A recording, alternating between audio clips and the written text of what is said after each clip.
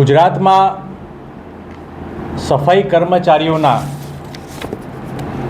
અવારનવાર મોતની ઘટનાઓ સામે આવતી જોવા મળે છે. સરકારને વારંવાર રજૂઆત કરવા છતાં પણ આ ઘટનાઓ ક્યાંય રોકાવાનું નામ લેતી નથી. સુરતના ખાંડ બજાર પાસે રતિ હાઉસમાં ઈટીપી પ્લાન્ટની સફાઈ એટલે કે સેપ્ટિક ટેન્કની સફાઈ કરતી વખતે 4 સફાઈ કર્મચારીઓના મોતની ઘટના ગઈકાલ સામે આવી છે. આ પ્રકારની અમાનવીય વૃત્તિ, અમાનવીય કામગીરી, સેપ્ટિક ટેન્ક સાફ કરવી, ગટરમાં ઉતરવું, આ તમામ પ્રક્રિયાના અમાનવીય કામગીરીમાં ગુજરાતનો નાગરિક જોડાયેલો છે, યુવાન જોડાયેલો છે. અને શું કામ એને આ કામ કરવું પડે? કારણ કે ભારતીય જનતા પાર્ટીની ભ્રષ્ટ સરકાર આ યુવાનોને વૈકલ્પિક રોજગારી આપવામાં સદંતર નિષ્ફળ નીવડી છે. આધુનિકતાની બહુ મોટી મોટી વાતો કરીએ, જાહેરાતો કરીએ, તેમ છતાં પણ ગુજરાતમાં આ પ્રકારની કામગીરી સાથે જોડાયેલા 105 જેટલા પરિવારો છે. સરકારે જે પ્રકારના સર્વે કર્યા છે અને સર્વે પછી સરકાર પાસે તમામ વિગતો હોવા છતાં સરકાર આમાં કોઈપણ પ્રકારની કામગીરી કરતી નથી. સરકારની ના ઈચ્છાશક્તિ છે, ના સરકારની મનસા છે કે આ પરિવારોને ક્યાંક યોગ્ય ધંધા રોજગારમાં જોડીએ. આ અમાનવીય કામગીરીમાં આ પરિવાર છેલ્લા કેટલાય વર્ષોથી કામ કરી રહ્યા છે. સરકારે મોટા ઉપાડે અલગ અલગ સ્કીમો લાવી, પરંતુ એને ધરાતલ પર ઉતારવામાં નિષ્ફળ નીવડી છે, જેના કારણે આ પ્રકારની ઘટનાઓ જે ગઈકાલે આપણે સુરતમાં જોઈ, એની પહેલાં આ જ વર્ષમાં મહેસાણામાં 4 લોકો મૃત્યુ પામ્યા. અને એવું નથી કે આ માત્ર ને માત્ર પ્રાઇવેટ સંસ્થાનોમાં થઈ રહ્યું છે. ભૂતકાળમાં ભાવનગરમાં સાલ્ટ એન્ડ મરીન ઇન્સ્ટિટ્યૂટમાં થયું, એસવીએનઆઈટીમાં આપણે જોઈ, નગરપાલિકાઓની ગટર વ્યવસ્થા તંત્ર સાફ કરવામાં પણ મોત જોયા. એટલે સરકારને તમામ વસ્તુઓ ખબર હોવા છતાં આધુનિકતાની મોટી મોટી વાતો કરે, પણ આધુનિક ઇક્વિપમેન્ટ, સેફ્ટી પ્રિકોશન આપવામાં સંપૂર્ણ નિષ્ફળ નીવડી છે. ગુજરાતમાં છેલ્લા 10 વર્ષમાં 73 જેટલા સફાઈ કર્મચારીઓના મોત થયા છે. અને ગુજરાત સમગ્ર ભારતમાં સફાઈ કર્મચારીઓના મોતમાં 5મા ક્રમાંકે આવે છે.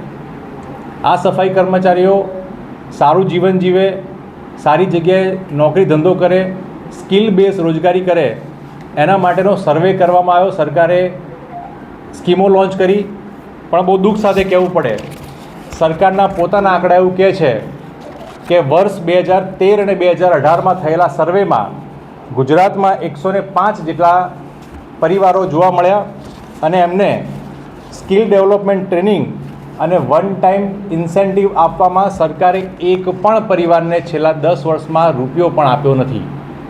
એટલે સરકારની મનસા, સરકારની ઈચ્છાશક્તિ એ સ્પષ્ટ છે કે આ પ્રકારની અમાનવીય વૃત્તિમાં ગુજરાતનો યુવાન ખપ્યો રહે, એ ગટરમાં ઉતરે, ગટરમાં કામ કરે. સરકાર જો ઈચ્છે તો આ પરિવારોને આધુનિક કામગીરીમાં, સ્કિલ ડેવલપમેન્ટમાં એને કામગીરી આપીને વૈકલ્પિક રોજગારીમાં આગળ ધકેલી શકી હોત. પરંતુ સરકારની જે પ્રકારની મનસા છે, એની કામગીરી છે, એમાં સ્પષ્ટ દેખાડે છે કે સમગ્ર ભારતમાં 58,000 જેટલા લોકો આ પરિવારો જોડાયા છે, જેમાં ગુજરાતમાં 105 પરિવાર છે. 2020થી લઈને 2026 સુધી 5 વર્ષમાં આ પરિવારને એક પણ રૂપિયો આપવામાં નથી આવ્યો, એક પણ સ્કિલ બેઝ ટેકનોલોજીની એની ટ્રેનિંગ નથી આપવામાં આવી, જેથી કરીને ના છૂટકે આ પરિવારોએ આ મહેલું ઉપાડવાની, સેપ્ટિક ટેન્ક સાફ કરવાની, ગટરમાં ઉતરવાની આજે આ 21મી સદીમાં એમને જરૂર પડી રહી છે. બીજી ખૂબ અગત્યની બાબત એ કે ગુજરાતની જે પ્રકારની આ કામગીરી કરી રહી છે, એમાં સરકાર 2025માં જે કમ્પ્લેન નોંધાય છે એ એક જ વર્ષમાં 28 જેટલી કમ્પ્લેનો આ ગટર સાફ કરવામાં થયેલા મોતની નેશનલ કમિશન ઓફ સફાઈ કર્મચારી, એનું નેશનલ પોર્ટલ છે, એના પર રજીસ્ટર થઈ છે. એટલે જે અત્યાર સુધીમાં માત્ર 73 જેટલા મોતની વાત હતી, એ એક જ વર્ષમાં 28થી વધારે કમ્પ્લેનો એ નેશનલ કમિશનને મળે છે. નેશનલ હ્યુમન રાઇટ કમિશનને પણ આ બાબતે લેખિતમાં જાણ કરવા છતાં પણ ગુજરાતમાં કોઈ પણ પ્રકારના પગલાં લેવાયા નથી. આ પ્રકારની અમાનવીય પ્રવૃત્તિ છેલ્લા કેટલાય વર્ષોથી છેલ્લા 3 દાયકામાં ગુજરાત અવ્વલ નંબરે આવ્યું હતું. અત્યારના જે આંકડા પ્રમાણે બતાવી રહ્યા છે એમાં સ્પષ્ટપણે કે ગુજરાત હજુ પણ આ કામગીરીમાં સરકારની દખલગીરી ક્યાંય જોવા મળતી નથી. 1/5/2023ના હાઈકોર્ટના ચુકાદા પ્રમાણે જો કોઈ વ્યક્તિ આ કામગીરી કરાવડાવે તો નગરપાલિકામાં હોય તો ચીફ ઓફિસર, ગ્રામ પંચાયતમાં તો તલાટી સરપંચને, અને જો મહાનગરપાલિકાના વિસ્તારમાં ઘટના બનતી હોય તો કમિશનરશ્રીને જવાબદાર ઠેરીને એની પર કાર્યવાહી કરવી જોઈએ. પણ બહુ દુઃખ સાથે કહેવું પડે, આવો એક પણ દાખલો છેલ્લા 30 વર્ષના દાયકામાં ભાજપ સરકારે એ દાખલોરૂપ કામગીરી બેસાડી શકી નથી.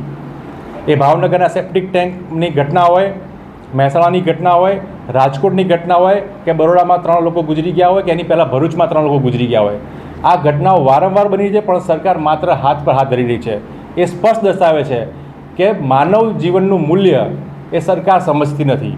ગુજરાતનો યુવાન આજે ગટરમાં ઉતરવા મજબૂર બન્યો છે, તેમ છતાં સરકાર કશું કરતી નથી.